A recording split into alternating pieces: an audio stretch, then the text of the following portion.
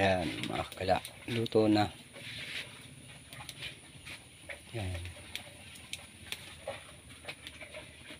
Tapos yan na lang natitira. Balik ka rin natin.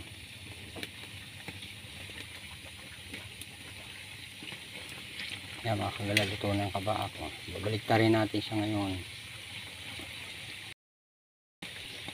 Mga panibagong gawa na naman ng donut.